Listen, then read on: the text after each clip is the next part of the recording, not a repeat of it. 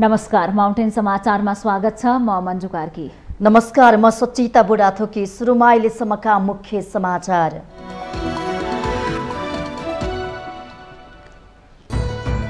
वर्तमान व्यवस्थाले नै नेताहरूलाई भ्रष्टाचार गर्न प्रोत्साहन गरिरहेको प्रति गम्भीर चिन्ता।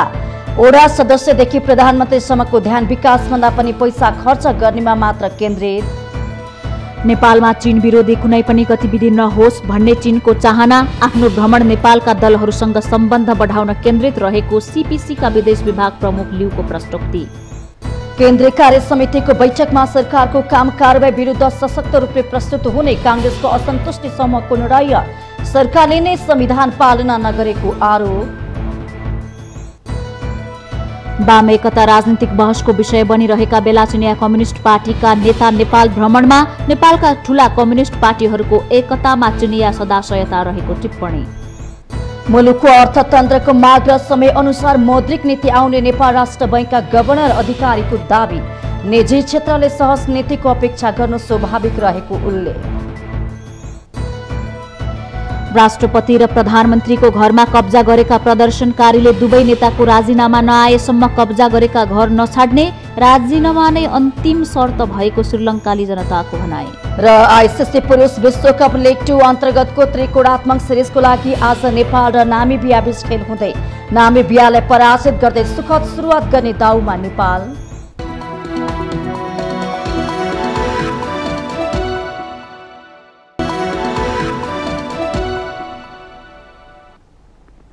अब समाचार विस्तारमा। नेपालले जति जोडबोल गरेर नयाँ संविधान जारी गर्यो त्यसको मर्म अनुसार मुलुक चल्न सकेको भए अहिले देश विकासले छलाङ मारिरहेको हुनुपर्ने हो। तर हाम्रो देश र जनताको दुर्भाग्य भन्नुपर्छ, विश्वकै उत्कृष्ट व्यवस्था भन्दै गुणगान गाएर ल्याएको वर्तमान व्यवस्थाले नेताहरूलाई झन्झन भ्रष्टाचारी बनाइरहेको छ। ओडा सदस्यदेखि केन्द्र सरकारमा रहेकाहरूसम्म सबैले विकासको नाममा पैसाको चरम हिनामिना गरिरहेका छन्, जसले जति सक्छ त्यति नै राज्यको दोहन गरे हुन्छ भन्ने मानसिकता विकसित हुँदा पदमा बसेकाहरूले खुलेआम राज्यको ढुकुटी लुटिरहेका छन्। संसारभर संसदीय व्यवस्था महँगो मानिन्छ। नेपालले पनि अहिले त्यही संसदीय व्यवस्थाको अभ्यास गरिरहेको छ। सुधारिएको संसदीय व्यवस्था भनेर वर्तमान व्यवस्था स्थापित गर्दा जे जति गुणगान गाएको भए पनि आज मुलुक यही महँगो संसदीय राजनीतिक पदीय बाँडफाँड, मोर्चाबन्दी, व्यक्तिगत स्वार्थ र महँगीको चंगुलमा फस्दै गएको देखिन्छ। संसदमा प्रतिनिधित्व गर्ने दलहरूसँग वैचारिक राजनीतिक मुद्दाहरू छैनन्। उनीहरू दलीय र व्यक्तिगत गुटगतमा फसेका छन्। प्रदेशदेखि केन्द्रसम्म सांसदहरू अंकगणितको खेलमा लागेको देखिन्छ। संघीय संसदको प्रतिनिधि सभामा प्रत्यक्षबाट 165 र समानुपातिकबाट 110 जना गरी 275 जना सांसद रहने व्यवस्था छ। राष्ट्रिय सभा र प्रदेश सभा समेत जोड्दा मुलुकभर 884 जना सांसद छन् भने 100 मन्त्री छन्। उनीहरूको तलब भत्ता र सुविधामा जनताले तिरेको अर्बौं रकम वर्षेनी खर्च भइरहेको छ। त्यसमाथि कानून नीति नियम निर्माण गर्नुपर्ने सांसदहरू विकासको नाममा प्रोजेक्ट र ठेकापट्टा बाँड्ने काम गरिरहेका छन्। मुलुकको चुनावी प्रणाली थेग्नै नसक्ने गरी महँगो भएको छ। करोडौं खर्च गरेर सांसद बनेपछि उनीहरूको ध्यान कसरी हुन्छ मन्त्री बन्ने अनि पदमा बसेर चुनाव खर्च उठाउनेतिर केन्द्रित छ। एकपटक मन्त्री भए देशलाई तहस नहस गरेर भए पनि धन आर्जन गर्नमा अधिकांश मन्त्रीहरू उद्धत देखिन्छन्। नेतृत्वमा बसेकाहरू व्यक्तिगत लोभमा फसेकै कारण आज हाम्रो मुलुक विदेशीहरूको चलखेल गर्ने क्रीडास्थल बन्न पुगेको छ। नेपाललाई सधैँभरि भ्रष्टाचार, दलाली, तस्करी र कालो बजारीको अखडा बनाइराख्ने तत्त्वहरू सलबलाएका छन्। त्यसैले होला पछिल्लो समय यी तमाम विकृतिलाई मलजल गरिरहेको संसदीय व्यवस्थाको विकल्प खोज्नुपर्छ भन्ने माग उठ्न थालेको छ। नेपाल जस्तो सानो र विपन्न मुलुकलाई यति धेरै सांसद र मन्त्रीहरू आवश्यक हो कि होइन भन्ने विषयमा अब निर्मम ढंगले समीक्षा गर्नुपर्ने बेला भएको छ। सांसदको मात्र के कुरा, ओडा सदस्यदेखि ओडा अध्यक्ष प्रमुख उपप्रमुख सबै तलबी भएका छन्। तलबसँगै भत्ता, दैनिक भ्रमण भत्ता, बैठक भत्ता, सवारी साधन, इन्धन, ड्राइभर, टेलिफोन, सचिवालय आसेपासेको भर्ती गरेर हजारौं जनप्रतिनिधिहरूले राज्यको चरम दोहन गरिरहेका छन्। उनीहरूको ध्यान धन कमाउनमा मात्रै केन्द्रित छ भन्दा फरक पर्दैन। निष्ठाले काम गर्नेहरूको प्रोत्साहन हुनै छोडेको छ। अख्तियारको दुरुपयोगमा दण्ड सजाय कमजोर बनेको छ। यसले गर्दा वर्तमान राज्य संरचनाले नै भ्रष्टाचार गर्न बाध्य तुल्याएको छ अनि व्यवस्थाको नाममा चरम राजनीतिक बेइमानी भइरहेको छ। जनताको गरिबी र पछौटेपनको फाइदा उठाएर जनताको मत प्राप्त गरेका जनप्रतिनिधिहरूले खुल्लम खुल्ला जनमतको लिलाम गरिरहेका छन्। सत्ताका लागि जोसँग पनि जस्तो सुकै सम्झौता गर्ने, व्यक्तिगत लाभका लागि दलबल गर्ने, सत्ता प्राप्तिका लागि दल फुटाउने र जोड्ने काम वर्तमान व्यवस्थाका लागि स्वीकार्य जस्तै देखिन्छ। अर्को समस्या भनेको राष्ट्र सेवा र विकासमा खट्नुपर्ने कर्मचारी कानून निर्माणमा व्यस्त छन् भने कानून निर्माण गर्नुपर्ने सांसद विकास गर्ने बहानामा मगन्ते बनेर पैसा माग्न सिंहदरबारका ढोका ढोका चाहरिरहेका छन्। यो भनेको हाम्रो देशको विकासको गति उल्टो दिशामा हिँडिरहेको छ भन्ने हो। ओडा अध्यक्षदेखि प्रधानमन्त्रीसम्म सबैले बजेट चलाउनु पर्ने, उनीहरूले भने जस्तै बजेट विनियोजन हुनुपर्ने अनि बजेट कार्यान्वयन गर्नुपर्ने निकाय रमिता हेरेर बस्ने परिपाटी झन्झन हाबी हुँदै गएको छ। सबैको माग पैसा चलाउन पाउनु पर्छ भन्ने छ। सबैसँग पैसा चलाउन सक्ने क्षमता हुँदैन। एकपटक लाभको पदमा पुगेपछि अब हाम्रो पालो आयो भन्दै पद, प्रतिष्ठा र पैसा खोज्नतिर लाग्ने नेताहरूका कारण आज सिङ्गो राजनीति पतनको बाटोतर्फ उन्मुख भइरहेको छ। कुनै पनि सार्वजनिक पद धारण गर्ने व्यक्तिले पाउने उपहार, नियुक्त भएपछि उसलाई गरिने अभिनन्दन, सम्मान स्वरूप दिइने पदवी, 100 किलोको फूलको माला, महँगा महँगा मञ्चमा भाषण गर्नुपर्ने, विदेश यात्राको खर्च, आतिथ्यता र सेवा सत्कारबाटै हामीले अपनाएको वर्तमान प्रणालीले ठूलो आर्थिक संकट झेलिरहेको छ। माउन्टेन टेलिभिजन एसडी राजनीतिक ब्युरो। चिनिया कम्युनिस्ट पार्टी सीपीसी का विदेश विभाग प्रमुख लिउ जियानचाओले नेपालमा चीन विरोधी कुनै पनि गतिविधि हुन नपाओस् भन्ने धारणा व्यक्त गर्नु भएको छ। आइतबार प्रधानमन्त्री शेरबहादुर देउबा र परराष्ट्र मन्त्री नारायण खड्कासँग भएको छुट्टा छुट्टै भेटवार्तामा लिउले नेपाली भूमिमा चीन विरोधी कुनै पनि घटना नहोस् भन्ने चीनले चाहेको प्रश्न पार्न भएको छ। दुवै भेटवार्तामा सीपीसी का विदेश विभाग प्रमुख लिउले आफ्नो भ्रमण नेपालका राजनीतिक दलहरूसँग सहकार्य गर्न र सम्बन्ध बढाउनका लागि भएको बताउनुभयो। प्रधानमन्त्रीको सचिवालयका अनुसार देउबा र लिउ बीचको भेटमा परराष्ट्र मन्त्रालयका सहसचिव पनि सहभागी हुनुहुन्थ्यो। प्रधानमन्त्री देउबासँगको भेटपछि लिउ परराष्ट्र मन्त्री खड्कालाई भेट्न सिंहदरबार पुग्नु भएको थियो। लिउको सम्मानमा परराष्ट्र मन्त्री खड्काले आइतबार साँझ रात्रि भोजको आयोजना गर्नुभएको थियो। विदेश विभाग प्रमुख लिउले सोमबार बिहान सुन्दरीजल क्षेत्र भ्रमण गर्ने कार्यक्रम रहेको छ। उहाँले सोमबारै एमाले अध्यक्ष ओलीलाई बालकोटमा गएर भेट्नुहुनेछ। दाहाल, नेपाल र खनाललाई भने लिउले होटलमा भेट्ने कार्यक्रम रहेको छ। तर यसबारे विस्तृत तालिका सार्वजनिक गरिएको छैन। लिउले बुधबार बिहान राष्ट्रपति विद्यादेवी भण्डारीलाई भेट्ने कार्यक्रम रहेको छ। लिउ नेतृत्वको टोली बिहिबार बेजिङ फर्किनेछ। गत चैत दोस्रो साता चिनिया विदेश मन्त्री वाङ यीले नेपालको 3 दिने भ्रमण गर्नुभएको थियो। नेपालले अमेरिकी कार्यक्रम स्टेट पार्टनरशिप प्रोग्राम एसपीपी अस्वीकार गरेपछि भने चिनिया पक्षको यो पहिलो भ्रमण हो।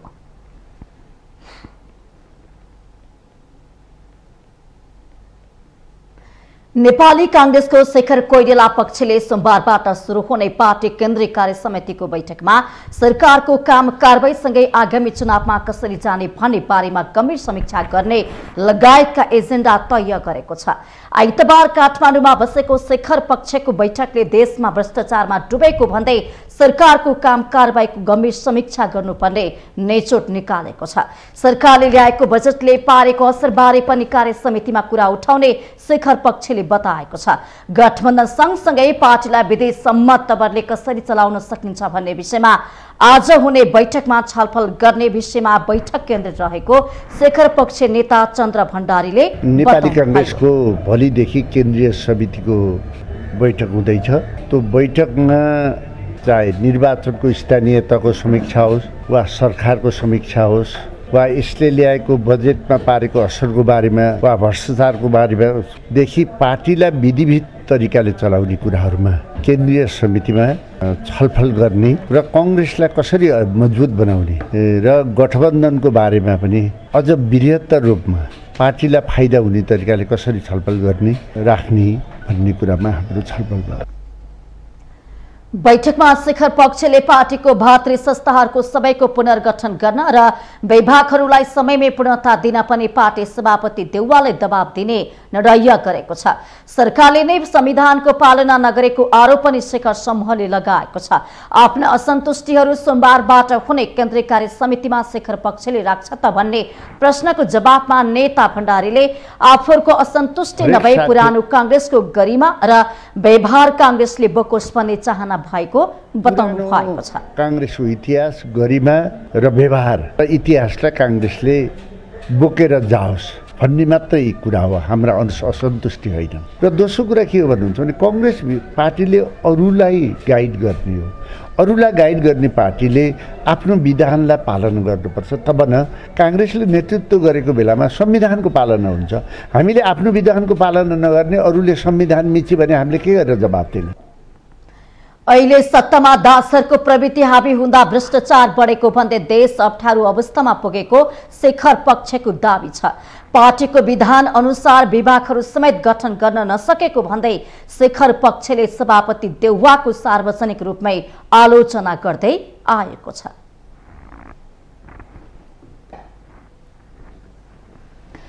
नेपाली कांग्रेसले पार्टीका भातृ र शुभेच्छुक संस्थाको विधानको मस्यौदा टुङ्गो लगाएको छ। पार्टी उपसभापति पूर्णबहादुर खड्काको अध्यक्षतामा पार्टी कार्यालय सानेपामा आइतबार बसेको पदाधिकारी बैठकले भातृ र शुभेच्छुक संस्थाको विधानको मस्यौदा टुङ्ग्याएको हो। पदाधिकारी बैठकले टुङ्गो लगाएको भातृ र शुभेच्छुक संस्थाको विधान मस्यौदालाई सोमबार बस्ने केन्द्रीय समितिको बैठकमा पेश गर्ने तयारी छ। केन्द्रीय समितिबाट विधान मस्यौदाको प्रस्ताव निर्णय हुने र सोही अनुसार भातृ तथा शुभेच्छुक संस्था थप घट हुने बताइएको छ। पार्टी प्रवक्ता डाक्टर प्रकाश शरण महतले करिब 1 दर्जन संख्यामा भातृ शुभेच्छुक संस्था थप्ने प्रस्ताव गर्ने निर्णय पदाधिकारी बैठकले गरेको जानकारी दिनुभएको छ। कांग्रेसमा हाल 13 वटा भातृ र 19 वटा शुभेच्छुक संस्था रहेका छन्, जसमा केही थप घट हुने गरी मस्यौदा तयार गरिएको बताइएको छ। गत वैशाख 30 गते सम्पन्न स्थानीय तह निर्वाचनको समीक्षा र भातृ तथा शुभेच्छुक संस्थाका सम्बन्धमा निर्णय गर्न कांग्रेसको केन्द्रीय समिति बैठक आज दिउँसो 1 बजेका लागि बोलाइएको छ।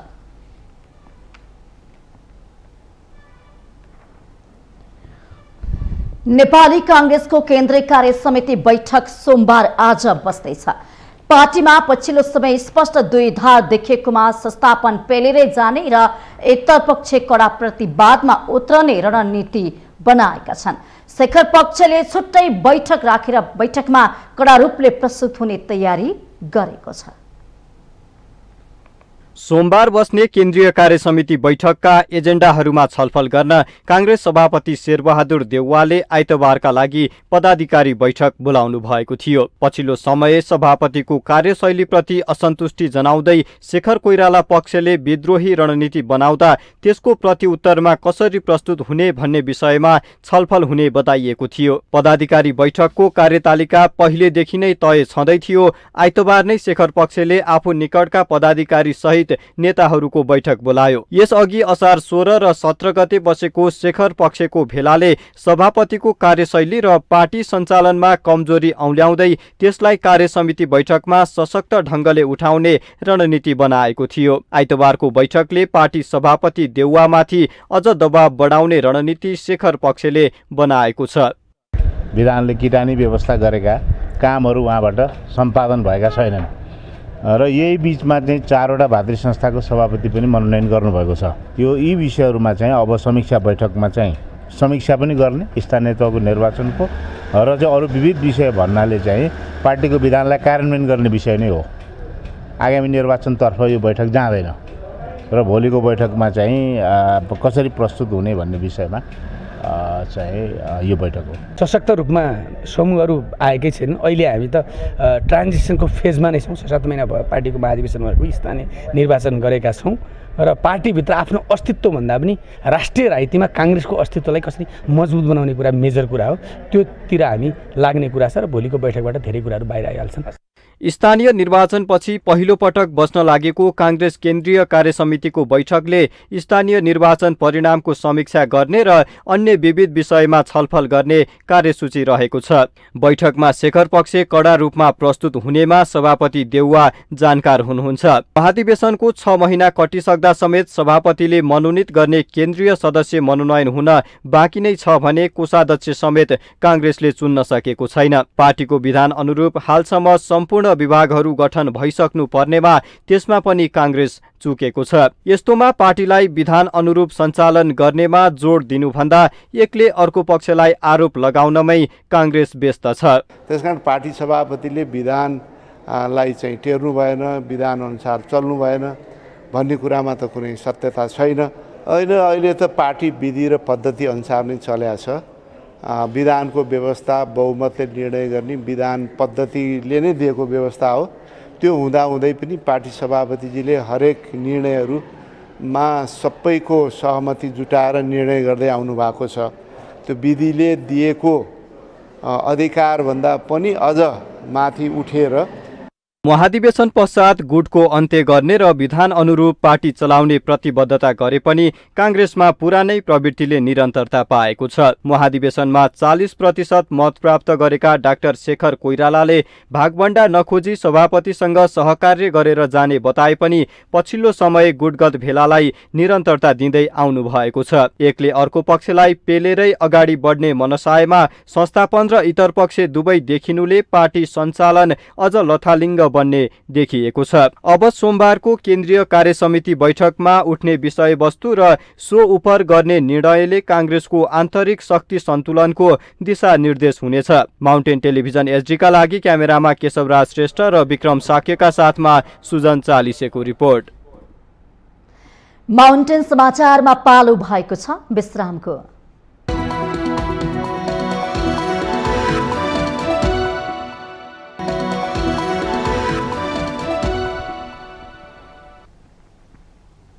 विश्रामपछि स्वागत छ। अब बाँकी समाचार। वाम एकताको चर्चाले राजनीतिक वृत्तमा चर्चा पाएको बेला चिनिया कम्युनिस्ट पार्टीका केही नेताहरू नेपाल भ्रमणमा आएका छन्। बजेट निर्माणमा नैतिकताको प्रश्न उठेका जनार्दन शर्माले मुख्य विपक्ष एमालेको चर्को विरोधपछि बाध्य भएर अर्थमन्त्री पदबाट राजीनामा दिएको पृष्ठभूमिमा एमाले माओवादीका नेता बीच भएको भेट र चिनिया नेताहरूको नेपाल भ्रमणले वाम गठबन्धन वा एकताबारे भित्रभित्रै केही पाकिरहेको चर्चालाई बल दिएको छ। प्रदेश र संघको निर्वाचन नजिकिँदै जाँदा फेरि एकपटक वाम एकताको चर्चा हुन थालेको छ। विभाजित भएर तितर बितर भएका कम्युनिष्ट दलहरू एकताको छलफलमा जुट्न थाल्दा नेपालका कम्युनिष्टलाई एक गर्ने पहलमा चिनिया कम्युनिष्ट पार्टीले देखाउने सक्रियता रोचक छ। नेपालमा वाम एकताको आवश्यकता बारे बहस सुरु भएकै बेला चिनिया कम्युनिष्ट पार्टी सिसिपीका नवनियुक्त विदेश विभाग प्रमुख लिउ जियानचाओ नेपाल आएका छन्। भ्रमणका दौरान लिउले कांग्रेस, एमाले, माओवादी, नेकपा एकीकृत समाजवादी पार्टीका नेता तथा राष्ट्रपति विद्यादेवी भण्डारीलाई समेत भेट्ने बताइरहँदा ठूला कम्युनिष्ट पार्टीबीच एकताका लागि सदा सहायता मिलाउने भित्री चर्चा छ। नेकपा एकीकृत समाजवादीले भने चिनिया कम्युनिष्ट पार्टीसँग लामो समयदेखि मैत्री सम्बन्ध रहे पनि उसले चाहँदैमा तत्काल वाम एकताको सम्भावना नभएको तर्क गर्छ।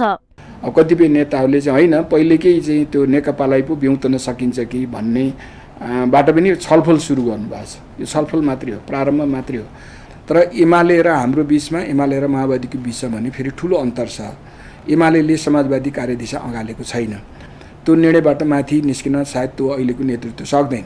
त्यसले गर्दाखेरि एमाले र हाम्रो बिचमा, एमाले र माओवादीको बिचमा चाहिँ त्यो एउटा ठुलो अन्तर छ, कार्यदिशाकै अन्तर छ। त्यसो भएर त्यो अन्तर नमेटाइकन त्यहाँसम्म देखिँदैन।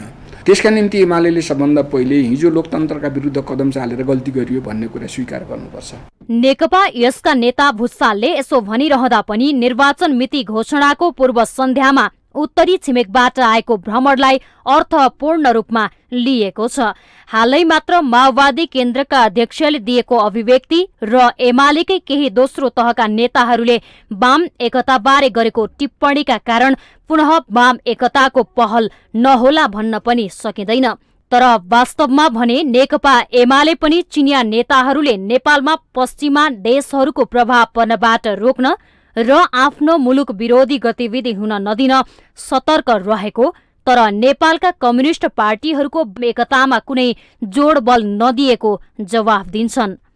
अब त्यही कुरालाई चाहिँ एप्लाई गर्न नेपालमा उसले प्रयत्न गरेर सफल भइन्छ भन्ने मलाई चाहिँ लाग्दैन क्या। त्यो कुरो चिनिया कम्युनिस्ट पार्टीले त्यो गल्ती नै गर्छ जस्तो लाग्दैन, किनभने चिनिया कम्युनिस्ट पार्टी भनेको नेपाल जस्तो एउटा सानो राष्ट्रका ती साना कम्युनिस्ट पार्टीहरूलाई मिलाएर त्यहाँ शासन सत्तामा लैदिएर चिनिया कम्युनिस्ट पार्टीलाई त्यत्रो कुनै बेनिफिट हुन्छ जस्तो लाग्दैन। चीन चाहिँ नेपालमा आफ्ना विरुद्धका गतिविधि नहुन्, जो पश्चिमा शक्तिहरू छन् ती शक्तिहरू चाहिँ नेपालमा खेल्न नपाउन्, नेपाललाई त्यसको नेपालको भूमि प्रयोग गरेर चिनिया चाहिँ तपाईँको चाहिँ शान्ति र स्वतन्त्रतामाथि चाहिँ हस्तक्षेप नहोस् भन्ने कुरामा चीन सचेत छ। नेपालमा वाम दलहरू एक हौन् र आफ्नो राष्ट्रिय स्वार्थको रक्षा भइरहोस् भन्ने चिनिया चाहना असामान्य पनि होइन। चीनसँग दूरी बढाएर अमेरिका निकट शक्ति नेपालमा हावी नहोस् भन्ने पनि चीनको भित्री चाहना हो भन्ने राजनीतिक विश्लेषकको बुझाइ छ। तर वाम भनिएका पार्टीहरूको एकताको सन्दर्भमा चीनले आकांक्षा राख्ने कुरा त्यति नाजायज होइन, तर त्यसलाई हस्तक्षेपकारी ढङ्गले उनीहरूले आफ्नो आकांक्षा अभिव्यक्ति गर्छन् कि एउटा सुझावको रूपमा भन्ने मात्र। नेपालमा त्यस्ता राजनैतिक शक्तिहरू अगाडि नबढुन् जो चीनसँग दूरी बढाएर अमेरिकासँग नजिक हुन चाहन्छन्। उनीहरू नेपालको सत्ता, समाज, राजनीति या पार्टीहरू चाहिँ प्रो अमेरिकन चाहिँ नहुन् र हामीलाई डिस्टेन्समा नराखुन् भन्ने चाहन्छन्, र जो सम्भवतः मलाई लाग्छ कुनै पनि नेपालको हित चाहने मान्छेले पनि त्यो चाहिँ गलत हो भनेर चाहिँ भन्दैन होला। स्थानीय तहको निर्वाचनमा कांग्रेसका मतदाताबाट सोचे जस्तो मत नआएको भनेर नेकपा यस र माओवादी केन्द्रले चित्त दुखाइरहँदा गठबन्धनको भविष्य अन्यलमा छ। यो बीचमा भएको चिनिया नेताहरूको नेपाल भ्रमणलाई विभिन्न कोणबाट हेरिएको छ। कटुतापूर्ण सम्बन्ध भएका कम्युनिष्ट पार्टीहरू बीच तत्काल एकता कतिको सम्भव होला अहिले नै अनुमान गरिहाल्ने अवस्था भने छैन। माउन्टेन टेलिभिजन एचडी का लागि क्यामेरामा विवेक श्रेष्ठका साथमा बिन्दु अधिकारीको रिपोर्ट। प्रधानमन्त्री शेरबहादुर देउवाले विभिन्न विधाका स्रष्टाहरूलाई सम्मान गर्नु राष्ट्रिय दायित्व भएको बताउनु भएको छ। आइतबार संस्कृति पर्यटन तथा नागरिक उड्डयन मन्त्रालयले आयोजना गरेको विभिन्न विधाका स्रष्टाहरूलाई पुरस्कार समर्पण समारोहमा बोल्दै प्रधानमन्त्री देउवाले भाषा, साहित्य, संस्कृति, संगीत तथा नाट्य लगायतका विधामा योगदान दिने स्रष्टाहरूको सम्मान गर्नु राष्ट्रिय दायित्व भएको बताउनु भएको छ। उहाँले भाषा, साहित्य, संस्कृति, संगीत तथा एवं नाट्य लगायतका विधा मुलुकका गहना तथा सभ्यता र संस्कृतिको धरोहर रहेको बताउनु भएको छ।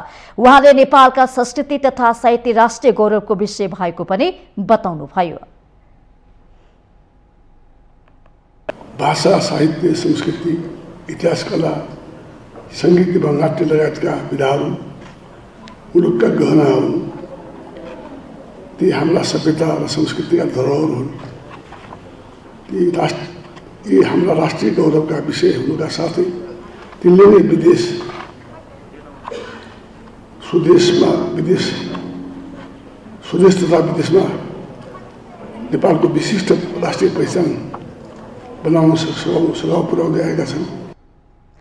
प्रधानमन्त्री देउवाले स्रष्टाहरूप्रति राज्यले गरेको सम्मानले मुलुकको प्रतिष्ठा उच्च बनाउन तथा देशको सर्वाङ्गीण विकासमा स्रष्टाहरूको अझ योगदान हुने विश्वास पनि व्यक्त गर्नुभयो। संस्कृति पर्यटन तथा नागरिक उड्डयन मन्त्रालयले विभिन्न विधामा योगदान पुर्याउने 43 जना स्रष्टाहरूलाई पुरस्कृत पनि गरेको छ।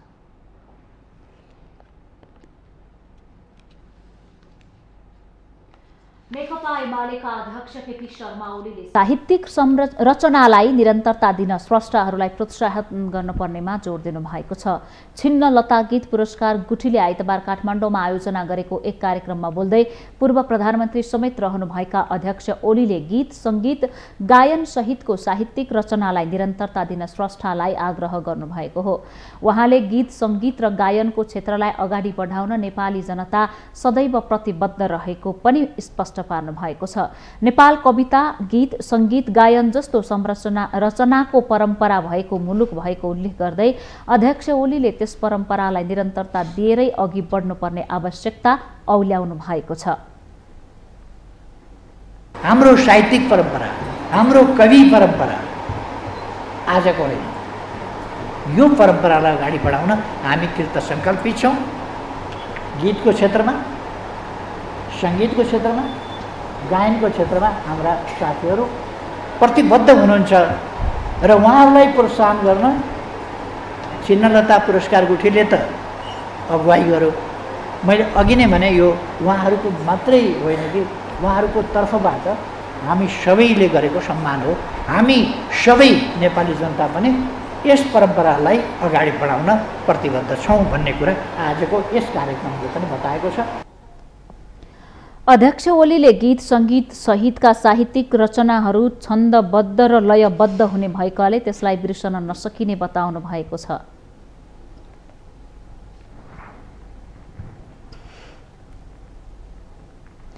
माउन्टेन समाचारमा पालो भएको छ विश्रामको।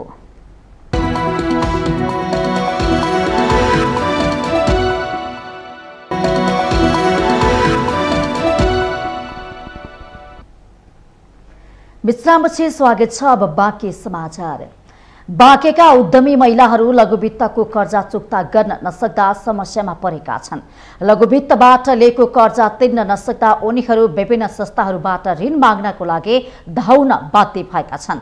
उनीहरू एउटा लघुवित्तबाट ऋण निकालेर अर्कोमा किस्ता तिर्ने गर्दा गर्दै कर्जाको दलदलमा फस्दै गएका छन्। ऋण तिर्न समय माग गर्दा पनि लघुवित्तहरूले समय नदिने र घरमै गएर धम्क्याउने गरेको उनीहरूको आरोप पनि छ। सस्तोमा ऋण प्रवाह गर्ने उद्देश्यको साथ वितरण गरेको ऋणले सर्वसाधारण नागरिकलाई महँगो ब्याज दिन बाध्य बनाएको खजुरा गाउँपालिकाका मीना बुढा छेत्रीले गुनासो गर्नुभयो। लघुवित्तबाट ऋण लिँदा हदैसम्मको ज्यादती भएका कारण बस्न समेत गाह्रो भएको नेपालगञ्ज उपमहानगरपालिका वडा नम्बर 4 का बसोबास गर्ने मनिषा तामाङले बताउनु भयो। टाउको बिरामी भयो, त्यसपछि मैले ऋण निकाले अपरेसन गरेँ।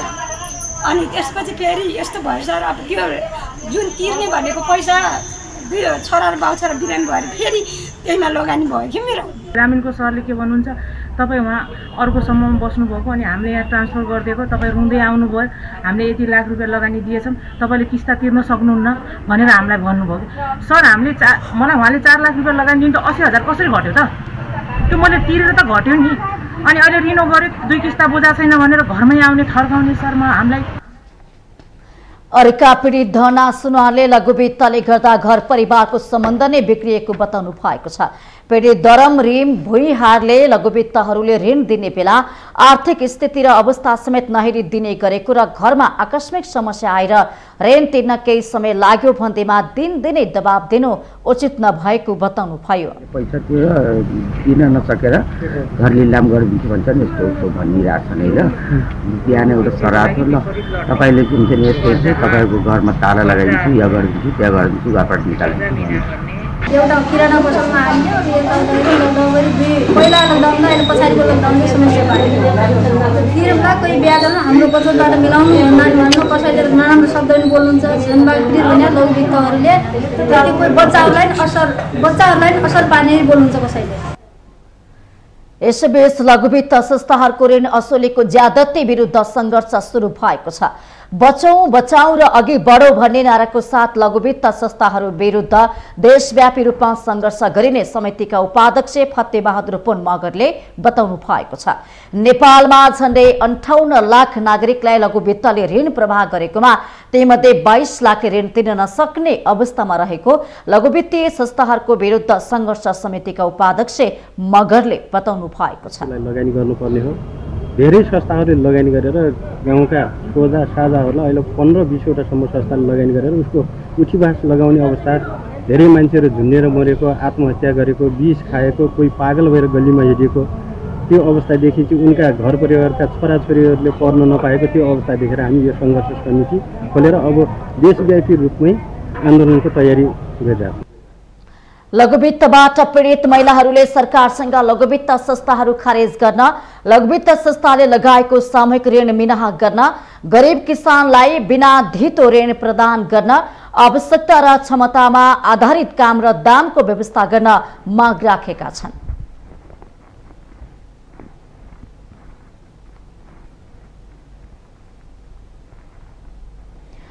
सरकारले हरेक वर्ष कृषकका लागि भनेर विभिन्न कार्यक्रमहरू घोषणा गर्ने गरेको छ। यसका लागि ठूलो रकम समेत विनियोजन हुन्छ, तर किसानहरूको वर्षौंदेखिको समस्या भने जस्ताको तस्तै छ।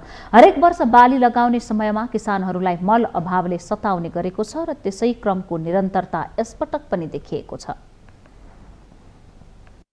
सरकार परिवर्तन भइरहन्छ, सरकारमा रहेका मन्त्रीहरू पनि पटक पटक परिवर्तन भइरहन्छन्, तर कृषि प्रधान देशमा रहेका किसानहरूको समस्या भने ज्यूका त्यौं छन्। सरकारले कृषकका लागि भनेर विभिन्न कार्यक्रमहरू पनि ल्याउने गरेको छ। किसानलाई समयमा मल उपलब्ध गराउन भनेर ठूलो रकम पनि छुट्याउने गरेको छ।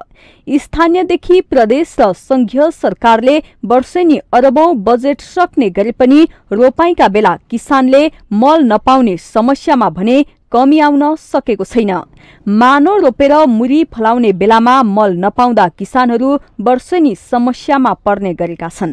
मेरो यति जन लगाएको छु अनि मल सल केही पाउँदैन अनि कसरी अब खेती गर्नु हैन, अनि खेतीमा मल नहालेपछि त धान राम्रो हुँदैन, हाल्नै पर्छ।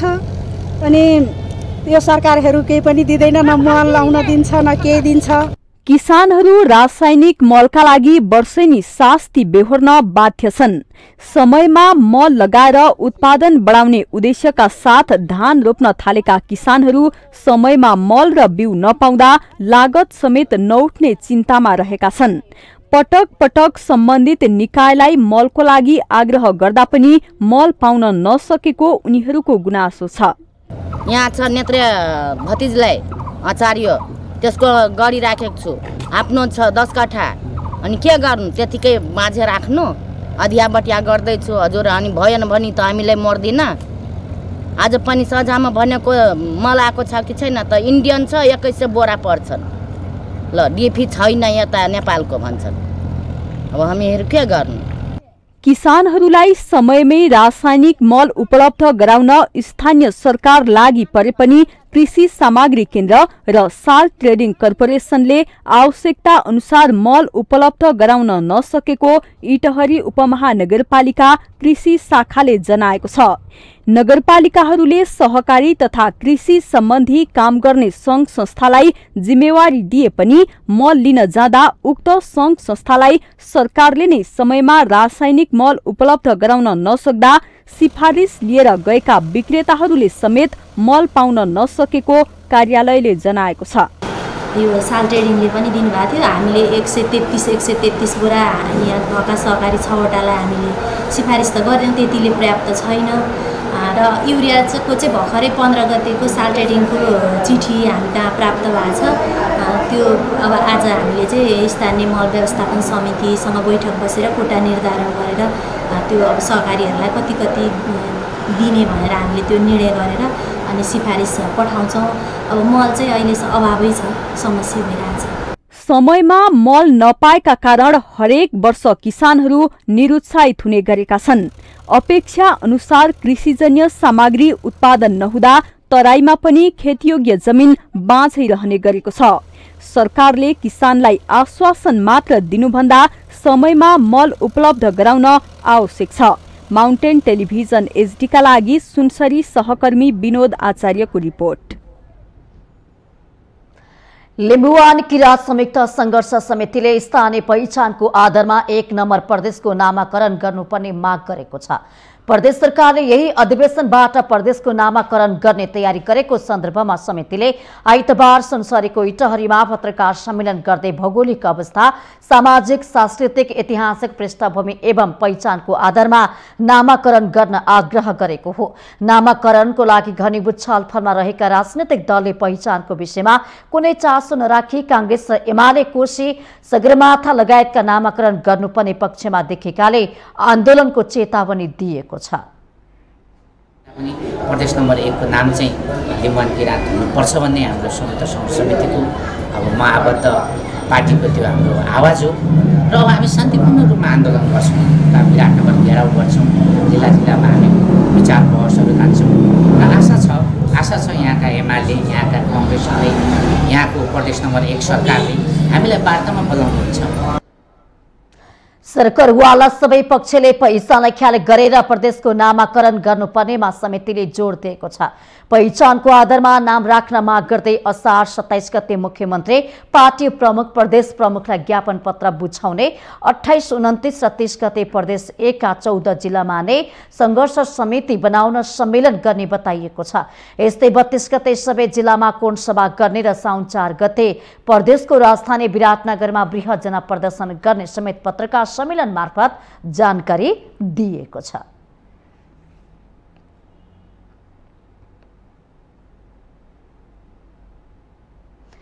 हामीसँग आर्थिक, अन्तर्राष्ट्रिय र खेल समाचार बाँकी नै छन्। माउन्टेन समाचारमा पालो भएको छ विश्रामको।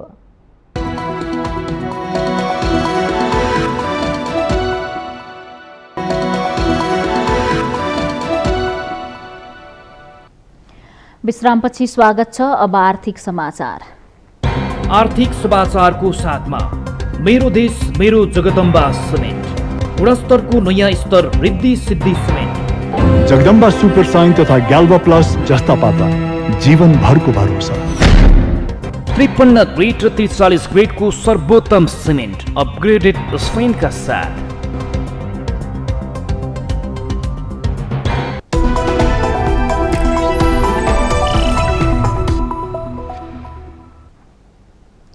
नेपाल राष्ट्र बैंकका गभर्नर महाप्रसाद अधिकारीले मुलुकको अर्थतन्त्रको माग र समयअनुसार मौद्रिक नीति आउने दावी गर्नुभएको छ। आइतबार नेपाल उद्योग वाणिज्य महासंघले आगामी आर्थिक वर्षको मौद्रिक नीतिका विषयमा सुझाव कार्यक्रममा बोल्दै गभर्नर अधिकारीले त्यस्तो बताउनु भएको हो। उहाँले मुलुकको अर्थतन्त्र चुनौतीपूर्ण अवस्थामा रहेकाले चुनौतीपूर्ण अर्थतन्त्र र बाह्य क्षेत्र व्यवस्थापन गर्ने गरी नीति आउने बताउनु भएको छ। गभर्नर अधिकारीले गभर्नर वा निजी क्षेत्रको माग भन्दा पनि मुलुकको अर्थतन्त्रको मागलाई सम्बोधन गरी मौद्रिक नीति ल्याउनु पर्ने बताउनु भएको हो। उहाँले अर्थतन्त्रलाई स्थिर बनाउनु पर्ने अवस्था रहेको भन्दै अर्थतन्त्र अस्थिर भए समस्या आउने भएकोले अर्थतन्त्रलाई सुधार गर्ने गरी मौद्रिक नीति आउने स्पष्ट पार्नुभयो। गभर्नर अधिकारीले अहिलेको अर्थतन्त्रको माग अनुसार मौद्रिक नीति ल्याउने विषयमा राष्ट्र बैंकको टिमले सूक्ष्म रूपमा तथ्याङ्क विश्लेषण गरिरहेको बताउनु भएको छ। निजी क्षेत्रले व्यवसाय सहज हुने गरी नीतिको अपेक्षा गर्नु राष्ट्र बैंकले स्वाभाविक रूपमा लिएको उहाँको भनाइ छ। त्यसभित्र हामी काम गरिराख्दा धेरै खालका अरू समस्याहरू आउन सक्छन्। हामीले आफ्नो पोजिसन लिएर मेरो बिजनेसलाई मेरो सेक्टरलाई फाइदा हुने गरी आइदियोस् अथवा सरकारले पोलिसी ल्याइदियोस् भन्ने किसिमबाट यहाँहरू भनौँ न प्राइभेट सेक्टर एउटा बिजनेस कम्युनिटी भएकोले प्रफिटलाई हेर्नु कुनै अनौठो कुरो होइन, स्वाभाविकै हो। सोही कार्यक्रममा बोल्दै नेपाल उद्योग वाणिज्य महासंघका अध्यक्षले पछिल्लो समय ब्याङ्किङ ब्याज दर वृद्धिको कारण बजारमा मूल्य वृद्धि भएको बताउनु भएको छ। उहाँले राष्ट्र बैंकले बैंकहरूको ब्याज दर नियन्त्रण गर्न नसक्दा अहिलेको अवस्था आएको बताउनुभयो। अध्यक्ष गोल्छाले पछिल्लो 6 महिनामा मात्रै बैंकको ब्याज दर दोब्बरले बढ्दा व्यवसायीहरू समस्यामा परेको बताउनु भएको छ। उहाँले अहिले सीमित तरलता रहेको अवस्थामा उत्पादन उद्योगमा लगानी गर्नुपर्ने अवस्था रहेको बताउनु भएको छ। जस्तै आकार माथि गएको छ र अब राष्ट्र बैंकले त्यसलाई इन्टरभिन गरेर जुन हाम्रो अर्थतन्त्रको लागि सही इन्ट्रेस्ट रेट छ त्यो पोइन्टमा चाहिँ ल्याउनको लागि स्टिमुलस प्याकेज र विभिन्न किसिमको जुन डाइरेक्टिभ्सहरू चाहिँ र करेक्टिभ मेजर्सहरू लिएर आउनुपर्छ भन्ने हामीलाई लागेको छ। अध्यक्ष गोल्छाले तरलताको चुनौतीका कारण साना व्यवसायी साँच्चै अप्ठ्यारोमा रहेको भन्दै व्यवसायीलाई राहत पुग्ने खालको नीति ल्याउनु पर्ने धारणा राख्नु भएको छ।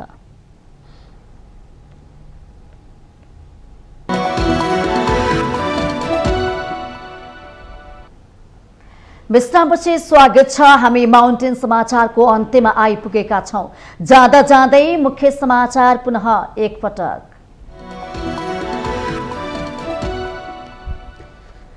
वर्तमान व्यवस्थाले नै नेताहरूलाई भ्रष्टाचार गर्न प्रोत्साहन गरिरहेको प्रति गम्भीर चिन्ता। ओडा सदस्यदेखि प्रधानमन्त्रीसम्मको ध्यान विकासभन्दा पनि पैसा खर्च गर्नेमा मात्र केन्द्रित। नेपालमा चीन विरोधी कुनै पनि गतिविधि नहोस् भन्ने चीनको चाहना। आफ्नो भ्रमण नेपालका दलहरूसँग सम्बन्ध बढाउन केन्द्रित रहेको सीपीसीका विदेश विभाग प्रमुख ल्युको प्रस्तोक्ति। केन्द्रीय कार्य समितिको बैठकमा सरकारको काम कारबाही विरुद्ध सशक्त रूपले प्रस्तुत हुने कांग्रेसको असन्तुष्ट समूहको निर्णय। सरकारले नै संविधान पालना नगरेको आरोप। वाम एकता राजनीतिक बहसको विषय बनिरहेको बेला चिनिया कम्युनिस्ट पार्टीका नेता नेपाल भ्रमणमा। नेपालका ठूला कम्युनिस्ट पार्टीहरूको एकतामा चिनिया सदाशयता रहेको टिप्पणी। मुलुकको अर्थतन्त्रको माग र समय अनुसार मौद्रिक नीति आउने नेपाल राष्ट्र बैंकका गभर्नर अधिकारीको दावी। निजी क्षेत्रले सहज नीतिको अपेक्षा गर्नु स्वाभाविक रहेको उल्लेख।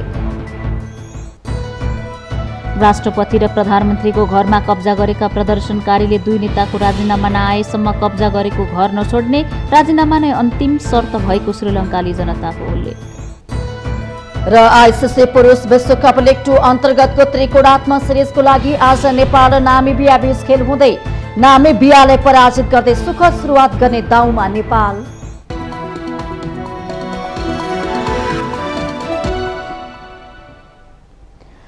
माउन्टेन समाचार अहिलेलाई सकियो। सत्य, तथ्य र निष्पक्ष समाचारका लागि माउन्टेन टेलिभिजन HD हेर्दै गर्नुहोला। नमस्कार।